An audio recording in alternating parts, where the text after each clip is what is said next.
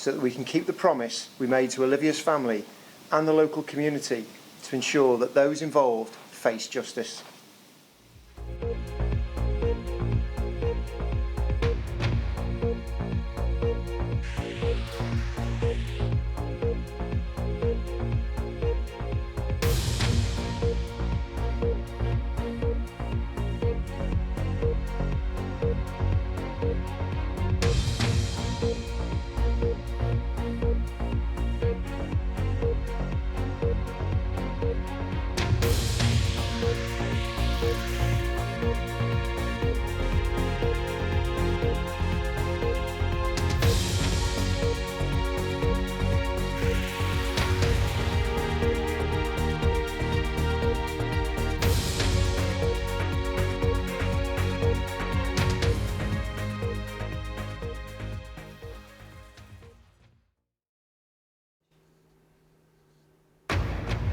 Police charge a man with murdering 9-year-old Olivia Pratt-Corbel. She was shot when a convicted burglar was chased into her home in Liverpool in August. Our thoughts today are with Olivia's mum and dad, Cheryl and John, and their families who throughout the last few weeks have shown incredible strength, courage and dignity. Officers say their complex investigation is still ongoing. Also tonight. More than 50,000 rail workers from 4 unions go on strike, causing the most widespread disruption to services this year. Liz Truss arrives at the Conservative Party conference after days of turmoil in financial markets, triggered by her government's planned tax cuts. Woo! Disarray! The Ukrainian flag flies again in a key town in the Donetsk region, just a day after Moscow claimed the territory would be Russian forever.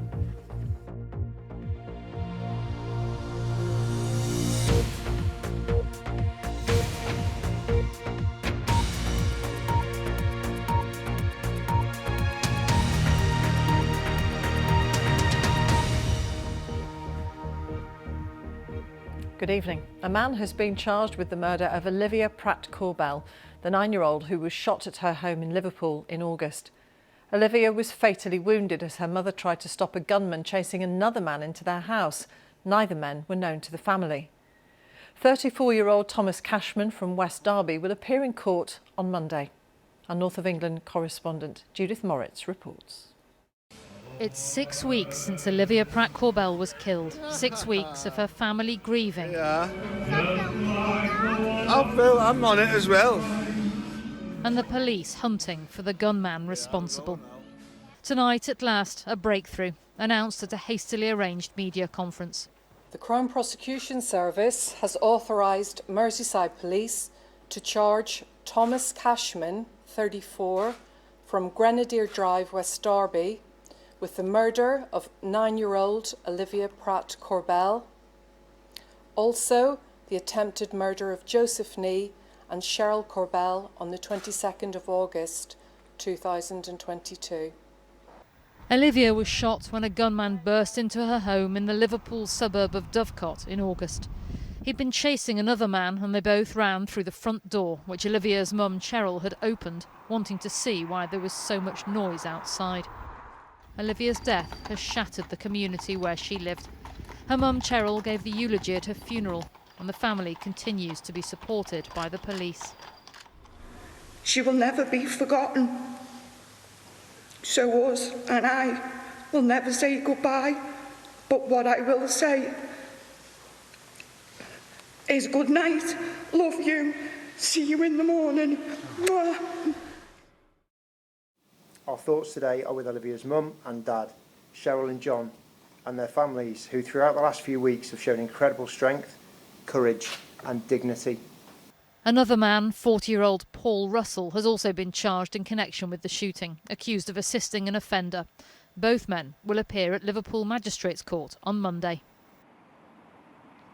What was interesting at the media conference here at police headquarters was that despite these charges, Merseyside police say that their investigation is still very much ongoing. They're still looking for 2 guns which they say were used in this attack, and they say they're committed to finding everybody who was involved in the crime, from those who may have supplied those guns, maybe hiding them, to those who may have been involved in shielding people responsible. They say they've had an overwhelming response from this community, but they want it to continue. They're asking people who might have CCTV footage, dash cam or doorbell pictures to come forwards and supply them to the police. They say they need that continued support from the community here to ensure that justice is served for Olivia's family.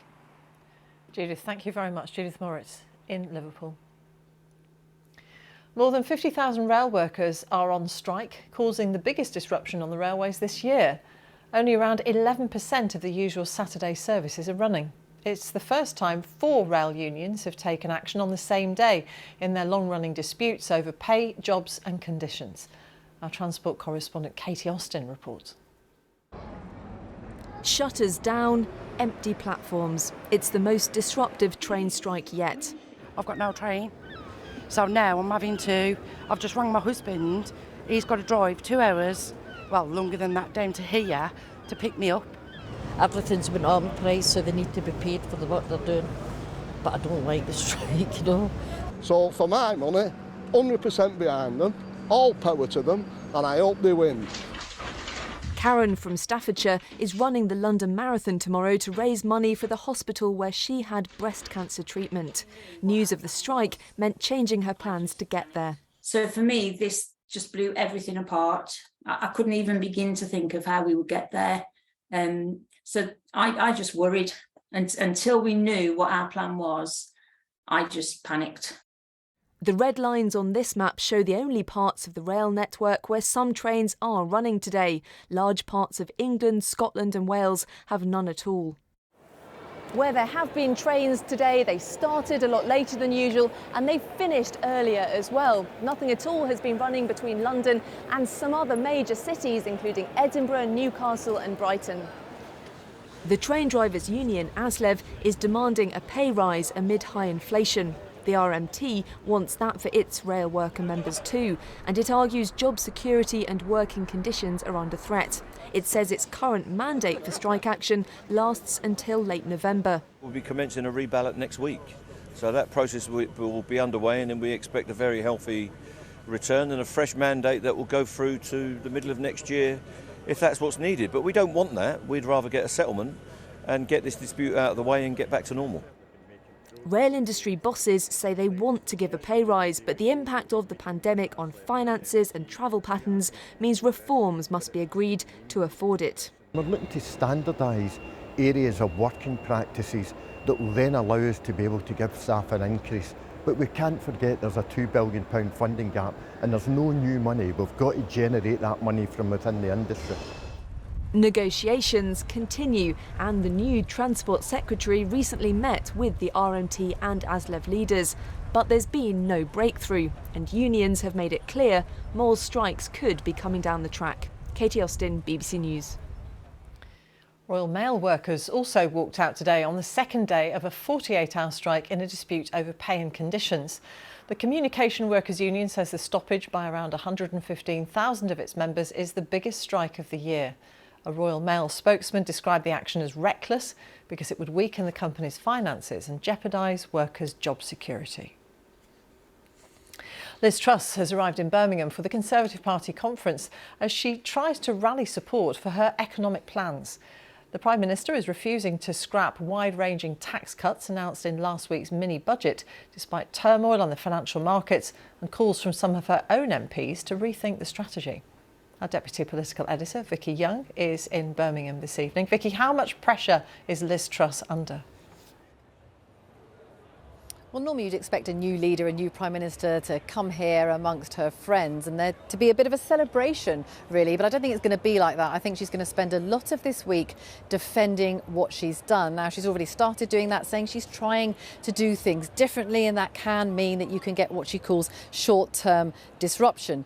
Now, she is saying, don't judge us yet. We've got a broader, full plan. That includes maybe worker visas to help with labour shortages, changing childcare to make it cheaper for people, changing planning rules, but it also includes likely spending cuts. Now, trimming the fat is how one cabinet minister put it. That could include keeping the cost of benefits down. And this is what starts to upset Tory MPs, doing that at the same time as scrapping that top 45p rate of tax that helps the most wealthy.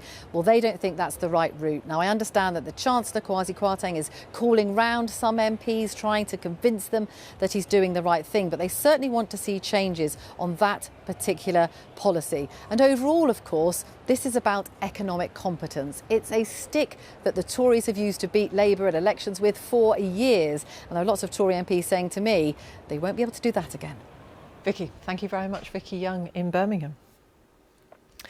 And tomorrow, Liz Truss will be answering questions from my colleague Laura Koonsberg. Tomorrow morning, we'll be speaking live to the Prime Minister, Liz Truss.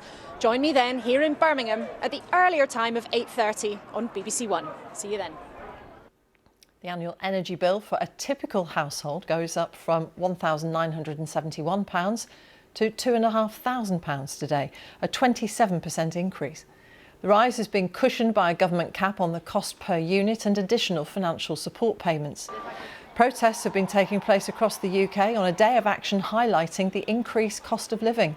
People attended rallies around the UK, including in Birmingham, Glasgow and Belfast. Russia says its forces have pulled out of a key strategic town in eastern Ukraine. It had become encircled by defending troops in recent days as they continue to launch several counter-offensives in the area. It's a significant victory for Ukraine in the Donetsk region, as capturing Liman could give them access to more territory that Russia officially annexed just a day ago. Our Ukraine correspondent James Waterhouse reports. Ukraine's counter-offensives have slowed, but for Ukrainians, progress is still progress. Traces of occupation are being removed, and quickly. Liman was a logistics hub for Russia's invasion. Despite continued fighting, it's set to become a platform for Ukraine to keep pushing east.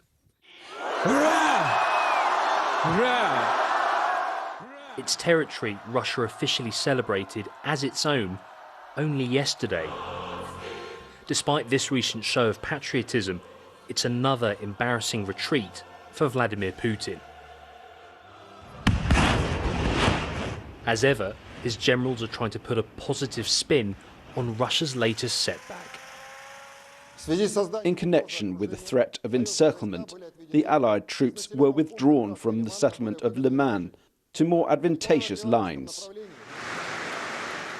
To add to the Kremlin's headache, Ramzan Kadyrov, one of Putin's closest allies, called Russia's military shameful and suggested it use what he called low-yield nuclear weapons. And that's essentially a repetition of Russia's threat of an escalation in this war. Momentum is very much with Ukraine, which continues to undermine Russian rhetoric by taking back lost territory. It's given Kyiv the confidence to repeat its terms for any peace talks. Ukraine will get back what belongs to her, both in the east and in the south. What they tried to annex now, and Crimea, which they annexed in 2014. Our flag will be everywhere. Complete liberation is a long way off. A lot more people on both sides will lose their lives.